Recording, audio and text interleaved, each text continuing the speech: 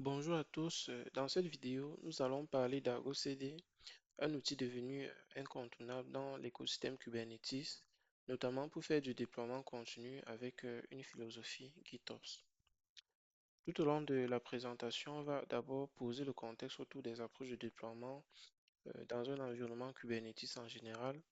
Ensuite, on verra ce qu'est Argo CD, puis on va explorer son architecture et sa configuration, et enfin, on va terminer par les principaux avantages qu'offre cet outil. Et dans une prochaine vidéo, on mettra en pratique ce que nous aurons appris ici.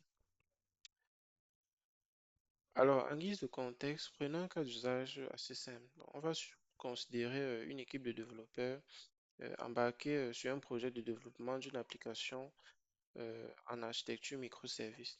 Et donc, cette application va se composer de trois simples services, à savoir un front-end, un back-end et une base de données. Et vous rejoignez donc cette équipe en tant que DevOps et l'une de vos missions est de concevoir et maintenir la pipeline de CI/CD qui permettra de déployer en continu ces services dans un cluster Kubernetes qui est votre environnement cible. Et juste pour rappel, Kubernetes est aujourd'hui la plateforme de référence pour tout ce qui est déploiement et gestion des applications containerisées grâce à sa capacité notamment à automatiser le déploiement, assurer la haute disponibilité, mais également orchestrer l'exécution de vos services vraiment à grande échelle. Et donc, pour structurer votre travail, vous faites le choix d'une approche multi-repos. Alors, d'une part, vous avez deux repos Git applicatifs, donc un pour le front-end et un autre pour le back-end. Et donc, ces repos contiendront le code source de vos services, les Dockerfiles nécessaires pour packager ces services ainsi que les pipelines de CI dédiés à la construction des images. De l'autre côté, par contre, vous avez un repos GitOps. Et en fait, ce dépôt, quant à lui, va contenir l'ensemble des manifestes Kubernetes qui sont nécessaires au déploiement de vos applications dans notre environnement cible qui est Kubernetes, ainsi que la structure des différents environnements de dev, de pré-prod, ainsi que de prod. Et donc, ce repos GitHub sera maintenu uniquement par l'ingénieur DevOps que vous êtes. Une fois l'organisation des repos finalisée, alors pendant que les développeurs vont écrire du code applicatif dans les repos front-end et back-end, vous par contre, vous allez implémenter une pipeline d'intégration continue pour chacun de ces repos applicatifs en utilisant un outil comme GitHub Action ou bien Jenkins. Et cette pipeline de CI réalise de façon séquentielle plusieurs étapes clés une fois qu'une pull request est validée, comme entre autres la vérification de la qualité du code source, l'exécution des tests unitaires, la construction de l'image Docker et le push de l'image dans un registre de conteneurs comme Docker Hub. Mais surtout, une dernière étape essentielle va être ajoutée à la fin. En fait, il s'agit de mettre à jour le repos GitOps autant pour moi avec la nouvelle version de l'image. Et donc concrètement, cela va consister à modifier le tag de l'image dans les manifestes Kubernetes bruts ou bien dans un fichier value si vous utilisez plutôt des charts Helm. Donc une fois les pipelines de CI opérationnels, il est donc temps de mettre en place la pipeline de continuous delivery. Et donc, c'est elle qui va permettre de déployer automatiquement les images construites dans votre cluster Kubernetes. Deux approches à cet effet existent. On a une première approche qualifiée de push, qui est l'approche traditionnellement la plus utilisée, et une seconde qui est l'approche pull, qui est très puissante et on verra le pourquoi. Et donc, je sais que ça va vous faire penser aux commandes git push et git pull et on va voir pourquoi la logique est pratiquement la même. Alors, dans l'approche push, c'est en fait la pipeline de CD qui initie le déploiement vers le cluster Kubernetes. Donc, prenons l'exemple de GitHub Action. Donc, on va alors configurer un workflow dans notre repos GitOps qui va enchaîner, entre autres, les étapes suivantes. Donc, tout d'abord, s'authentifier au cluster Kubernetes à l'aide d'un fichier kubeconfig que vous allez préalablement enregistrer comme secret, puis se positionner dans le dossier contenant les fichiers de configuration Kubernetes destinés au déploiement Et enfin, déployer l'application en exécutant par exemple un simple kubectl apply pour des manifestes Kubernetes classiques ou bien un Helm install si on utilise plutôt des charts N. Et donc dans ce modèle, comme on peut le constater, c'est donc un outil à l'extérieur du cluster qui pousse les changements dans le cluster Kubernetes. Donc, même si cette approche est simple à mettre en place, elle présente quand même plusieurs limites ou inconvénients majeurs. Donc, le premier concerne la sécurité. En effet, cette méthode nécessite de donner les accès au cluster à un outil externe comme GitHub Action. Cela peut poser un risque critique de sécurité, notamment pour les organisations sensibles. On a aussi comme deuxième inconvénient un risque de dérive entre Git et le cluster. Plus spécifiquement, rien ne garantit en fait que l'état actuel du cluster correspond bien à ce qui est déclaré dans Git. Par exemple, un utilisateur ayant des privilèges élevés à l'intérieur du cluster pourrait modifier une config map ou bien scaler le nombre de pods d'un objet de déploiement, ce qui créerait de facto une divergence entre ce qui est déclaré dans Git et ce qui est réellement en cours d'exécution dans votre cluster Kubernetes. Par ailleurs, on a un manque de visibilité et d'observabilité. En effet, une fois l'application déployée, la pipeline de CI de GitHub Action n'a plus de regard sur ce qui se passe à l'intérieur du cluster. En fait, elle ne sait pas si, par exemple, le déploiement a réussi, si les pods sont sains, ou bien s'il y a une erreur dans le cluster pour vous alerter le cas échéant. Pour obtenir ces informations, bah, il faut manuellement aller consulter Kubernetes. Et donc, ces limitations ouvrent la voie à l'approche pull qui est beaucoup plus sécurisé, plus traçable et plus robuste. Avec cette approche, on va plutôt installer un contrôleur à l'intérieur du cluster Kubernetes. Et c'est important de le garder en tête. En fait, ce contrôleur va se connecter au dépôt GitOps, puis il va surveiller en continu les changements, qu'ils viennent soit d'un humain ou bien d'une pipeline de CI, et enfin appliquer automatiquement les mises à jour dans le cluster. Et Argo CD s'inscrit parfaitement dans cette philosophie. Alors, c'est quoi Argo CD exactement? Argo CD qui signifie Argo Continuous Delivery est un outil conçu spécialement pour faire du GitOps dans un environnement Kubernetes. En clair, il va permettre de déployer automatiquement nos applications à partir de ce qui est déclaré dans Git, qui est notre source de vérité. Il a été développé en 2018 par les équipes de Intuit, une entreprise de la fintech américaine qui avait besoin à l'époque d'un outil fiable pour industrialiser ses déploiements sur Kubernetes. Il fait par ailleurs partie d'une suite plus large qu'on appelle Argo, qui comprend aussi Argo Workflow, Argo Event ou encore Argo Rollup. En 2020, le projet a rejoint la Cloud Native Computing Foundation en tant que projet incubé et en 2022, il devient un projet gradué, ce qui signifie qu'il est désormais considéré comme assez mature, robuste et largement adopté par la communauté. Enfin, Argo CD s'appuie totalement sur le paradigme GitOps, c'est-à-dire que c'est Git qui décrit l'état cible et le cluster se synchronise automatiquement avec cet état versionné. Et ainsi, on n'a plus de dérive car ce que vous voyez dans Git, en fait, c'est exactement ce qui tourne dans le cluster Kubernetes. En termes d'architecture, Argo est constitué, comme vous pouvez le voir sur le graphe officiel, entre autres de trois principaux éléments que sont l'API Server, le repository Server et l'application controller. L'API Server représente le point d'entrée de l'outil. En fait, c'est lui qui gère la communication entre euh, Argo CD et il expose deux API qui servent au même objectif, mais avec deux protocoles différents.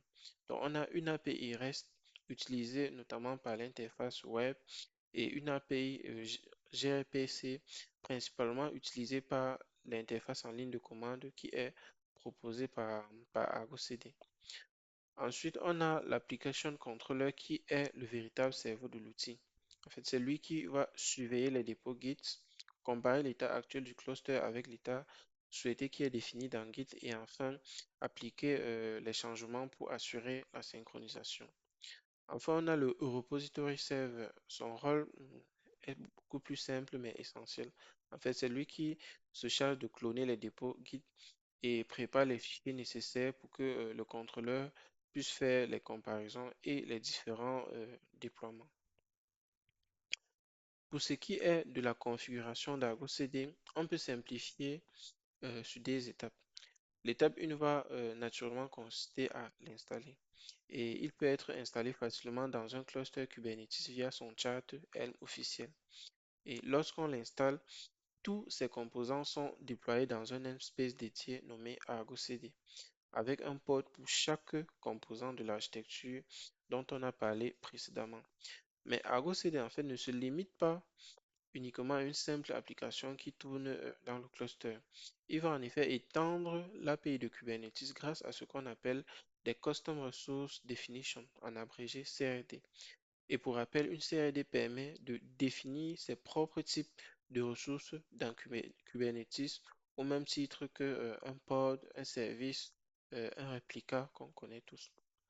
Dans le cas d'Argo CD, les CRD ajoutés vont nous permettre de déclarer nos applications directement en YAML comme toute autre ressource Kubernetes. Et en guise d'exemple de CRD créé une fois qu'il est installé, on a l'application pour décrire, comme son nom l'indique, une application à déployer depuis Git. Et puis on a la project qui sert à organiser les applications en projet. Et comme Argo CD vit dans le cluster, il va exploiter les contrôleurs Kubernetes pour surveiller en continu l'état des applications déployées. Par exemple, il va s'appuyer sur le contrôleur de déploiement qui veille entre autres à ce que le nombre de pods souhaités soit toujours respecté.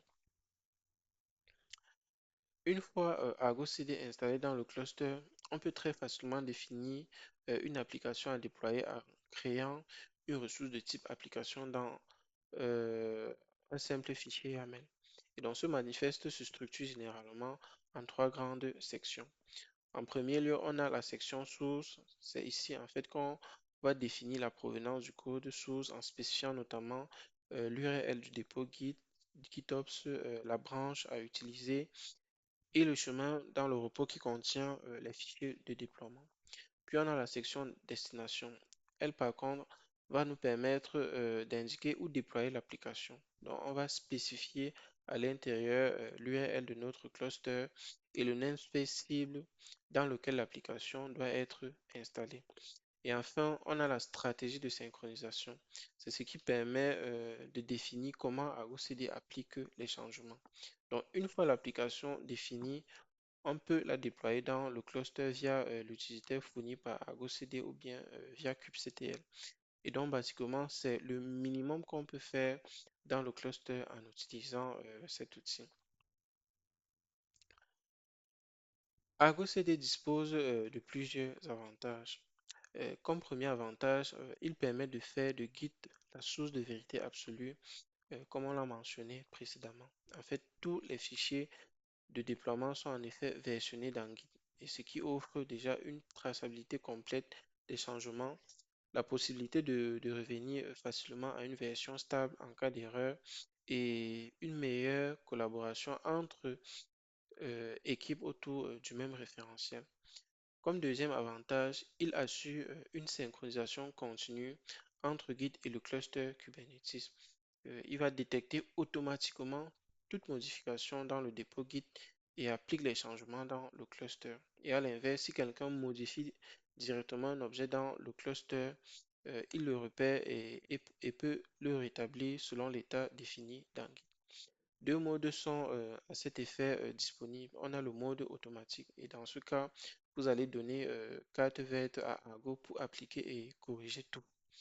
Et dans le mode manuel, par contre, Argo va se contenter tout juste de lever une alerte et vous, par contre, vous allez choisir quand synchroniser.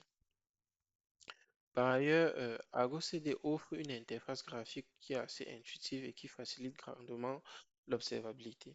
Et grâce à cette interface web, vous pouvez visualiser toutes les applications que vous avez déployées dans le cluster. Vous voyez aussi en un coup d'œil si chaque application est synchronisée avec Git et si elle est en bon état de santé. En fait, c'est un véritable tableau de bord. Comme quatrième avantage, Argo CD facilite aussi la gestion multi-environnement grâce à la philosophie GitOps. En pratique, vous pouvez déployer la même application dans plusieurs environnements, par exemple de dev, de pré-prod et de prod à partir d'un seul dépôt Git. Si vous utilisez Helm, vous définissez tout simplement un chart Helm unique qui vous sert de blueprint, puis vous créez un fichier value spécifique pour chaque environnement. Et Argo CD va alors lire ces fichiers et selon la configuration de l'application, il va déployer automatiquement dans le bon namespace et avec les bonnes valeurs.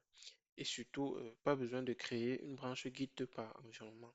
Donc, tous vos environnements sont gérés proprement depuis la branche master de votre repo GitOps.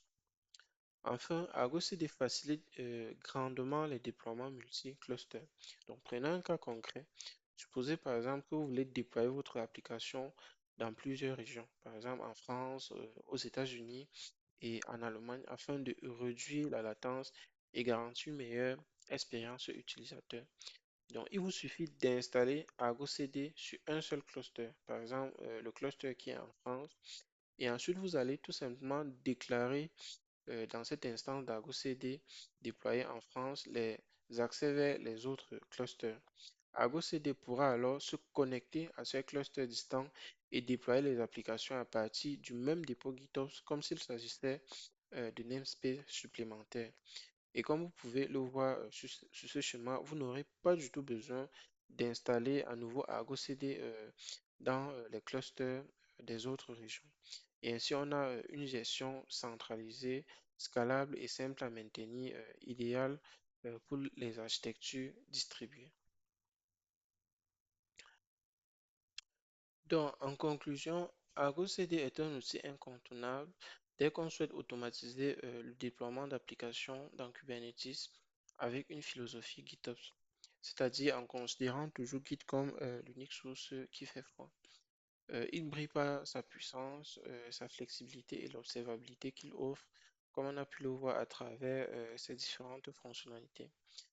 Cela dit, l'approche de livraison continue avec la philosophie push n'est pas du tout à écarter pour autant. En fait, elle reste pertinente dans de nombreux contextes, notamment pour sa simplicité de mise en œuvre dans des projets plus petits ou lorsqu'une intégration CI/CD complète via GitHub Action, bien GitLab CI par exemple, est déjà en place, ou même lorsqu'on ne déploie pas dans Kubernetes. Car comme je l'ai dit au début, Argo CD est fait spécifiquement pour Kubernetes. Au final, le choix entre cette approche push et, et l'approche pull dépendra surtout des contraintes du projet, des exigences de sécurité et des préférences d'équipe. Comme alternative à Argo CD, on a également FluxCD qui est un outil assez puissant.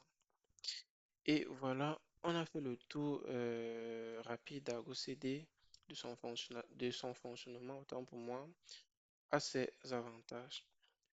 Dans la prochaine vidéo, je vous proposerai une démo concrète avec un cas d'usage réel, de la configuration jusqu'au déploiement d'une application avec Argo CD. Euh, donc, si cette vidéo vous a plu, lâchez un pouce bleu, partagez-la autour de vous et laissez vos avis en commentaire. Et surtout, abonnez-vous pour ne pas rater la prochaine vidéo. À très vite.